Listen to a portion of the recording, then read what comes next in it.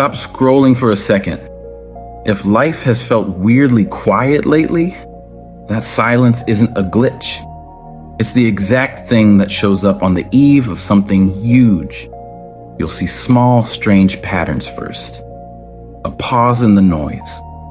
Tiny coincidences that keep stacking. A weird clarity that arrives like a flashlight in a dark room. Those are the fingerprints of a season of miracles getting dressed behind the curtain. Today, I'm going to map the whole thing for you. The signs, the reasons, and the single surprisingly simple move that makes you ready when everything finally drops into place. Right before miracle season, you'll notice a hush. Not the peaceful kind you imagine on a beach, but the everything's been unplugged hush. Your phone rings less, plans fall away, your calendar loosens. It feels like a pause, and that pause feels scary. You think, is this it? Did I mess up? Here's the truth. That hush is the world clearing space for something larger to enter. The universe, call it timing, call it systems, call it grace, doesn't like clutter. It needs opening. So first sign, silence that looks like nothing is happening, but is actually everything rearranging. Coincidences stop being random and start feeling personal. Ever notice the same phrase popping up in 3 different places in the same week? Or the same number, the same color, the same song? Tiny arrows begin to point at you. Those are not accidents. Think of your life like a radio frequency. Most days you're a little off. It's mostly static. But just before alignment, the static thins. You hear pieces of a song. A voice becomes clearer. Pay attention. Those echoes are breadcrumbs telling you you're getting close. A strange, sharp clarity. Not the kind that solves everything overnight, but a lightening of fog. You suddenly know what to say in a conversation, or which email to open, or which habit to drop. Decisions that used to take weeks begin to make themselves. That clarity is the byproduct of space. When your inner noise dropped, anxiety, overplanning, friction, there's room for a quiet GPS inside you to speak. The voice is not always loud. It's exact. A series of small closed doors that force a bigger opening.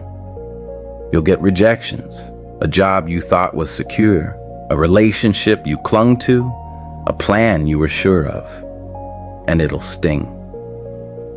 That sting is the sculptor's chisel.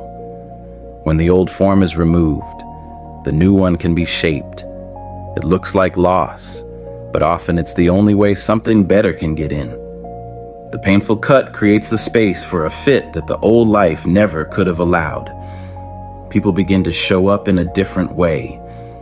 Maybe it's one conversation that changes everything, or an introduction that dominoes into 3 new connections. Often it's not a dramatic meet cute. It's a series of small, strategic human intersections. A neighbor mentions someone. A friend sends an article. A stranger gives you a tip. These micro connections funnel into net growth. When alignment is happening, your network seems to rearrange itself toward you. Your resources surface at just the right time. Money, opportunities, ideas, they don't always appear as a jackpot. Usually they show up as the exact tool you need. An email, a timing window, a free ticket, a borrowed skill. You'll think, where did that come from? That's how systems finish their work, by populating your life with what you actually need in the moment. An emotional softening. You stop fighting as hard. You still care, but the frantic clawing subsides. That's not resignation. It's a recalibration. When you relax your grip, the field of attraction expands. Miracles don't arrive into a clenched fist. They slip in the cracks created by a calm hand. Let me give you 3 stories so this doesn't feel like abstract self-help. A friend of mine moved to a city where he knew no one. For months, he felt invisible. Then, in a coffee shop, he had a 20-second conversation with a stranger who introduced him to a local meetup. That meetup connected him to a small circle that later partnered on a startup. Within a year, that social detour turned into the core of his career. The silence was not wasted. It was a place for seeds that needed to germinate. A woman I knew lost the job she loved. At first, she panicked. She defined herself by that title. But that loss gave her a weird freedom. Suddenly, she had evenings and weekends back. She took a course she'd postponed for years and started a tiny side practice. 2 years later, that side practice was her main income and her source of far deeper meaning than the job ever offered. The fire didn't destroy her, it tempered her. I want you to picture a video game for a second. You get to a loading screen. The progress bar sits there and you feel impatient. Then, without you watching, the game unpacks massive levels, aligns assets, loads music, and when the bar completes, everything is ready. Life's loading screens are the quiet seasons. The fact that you can't see the work doesn't mean it isn't happening. Most of the most consequential work of your life occurs in invisible layers. Miracles are not magic in the sense of randomness. They are emergent. They're the product of many micro moves aligning with timing. Picture a clock. Every cog must be precisely placed for the big hand to move. That's timing. You can't force it by spinning the hour hand yourself, but you can prepare the cogs. Now let's bust a few myths that keep people from recognizing these seasons. Myth 1, miracles are loud? No, they're often whispery. People expect fireworks and miss the whisper because it's too subtle to notice. The truth is, most game-changing things arrive as a sequence of small, almost imperceptible events. Myth 2. If nothing dramatic happens immediately, nothing will happen at all. That's called impatience, not insight. Timing often looks dormant to the human eye because it's precise, not random. You wouldn't want the universe to rush a surgery. You want it to wait until all the conditions are right. Myth 3.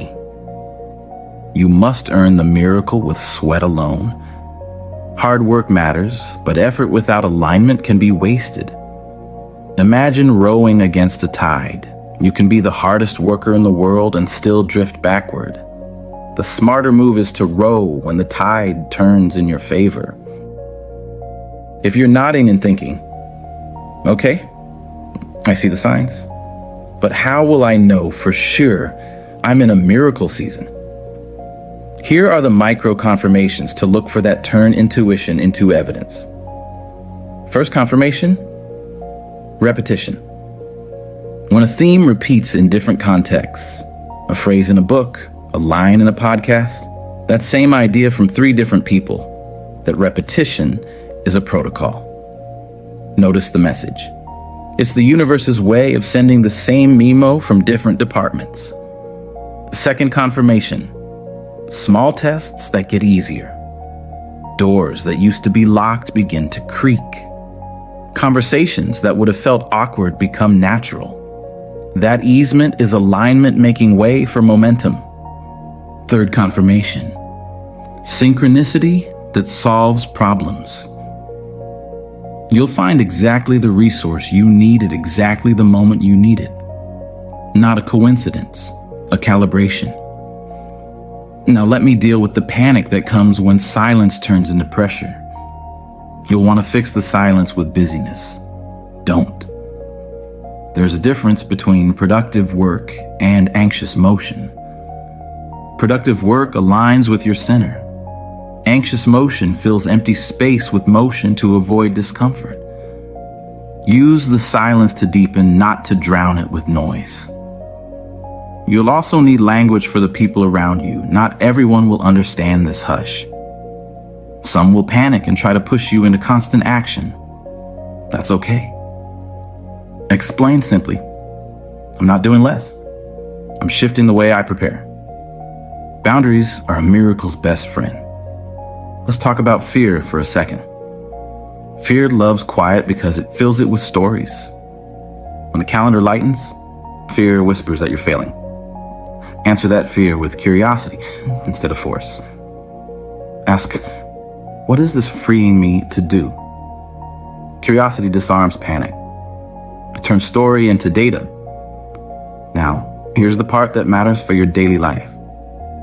When the season finally arrives, you won't need to be bigger to receive it. You'll need to be pause ready and present. People make the mistake of thinking they need to be prepared by doing more work. Number, the right preparation is a practice in receiving. If you practice noticing, receiving, and acting in tiny increments, when the big wave comes, you'll surf it instead of being swept. You're not behind. Timing is not a punishment. It's an intelligence. The exact period where you felt stuck, that's often the most fertile. The quiet is not rejection. It's revision. It's the prep stage before the orchestra plays. The world is aligning itself to include what you are becoming. If something in this message hits you, if you felt that quiet recognition in your chest, that sense that this was meant for you, do one small, powerful thing right now. Drop a comment that simply says, I'm ready. No long explanation, no backstory. Just those 2 words.